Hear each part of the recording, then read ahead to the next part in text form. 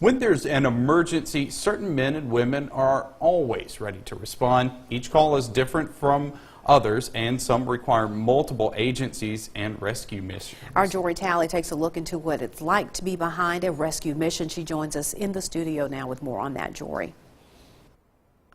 Andrea and Joey, many agencies and a rescue mission were both needed last week in Tupelo because of an SUV dropping nearly 90 feet from the highway down into Town Creek. The Town Creek car crash started out as a Tupelo Police Department investigation. We have certain resources that we use, and when we come to a point in our investigation that we may have to involve other entities such as the fire department, the sheriff's department, and maybe sheriff's departments from other counties, we certainly do. We all work together. And since there were missing victims, Tupelo investigators knew this case required a team effort.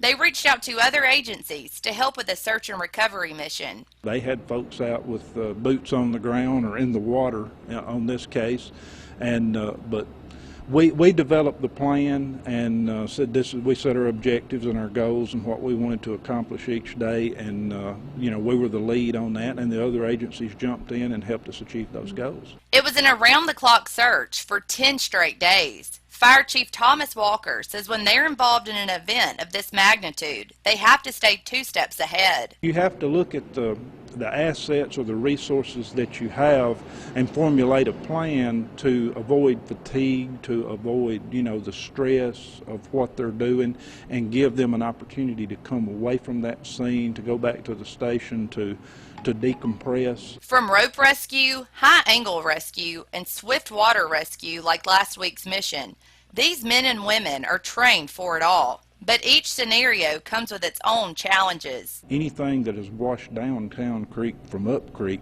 that's hidden under the surface, you just have to, you know, every step has to be intentional and deliberate and planned out for reaction to knowing where that next footstep's going to land. Besides battling the terrain and current, rescuers also have to deal with the emotional toll of what can be heartbreaking work. That's why coping is part of their training. Some of them may go and hit the gym and just, you know, pump iron until they're totally exhausted. That's how they get rid of it.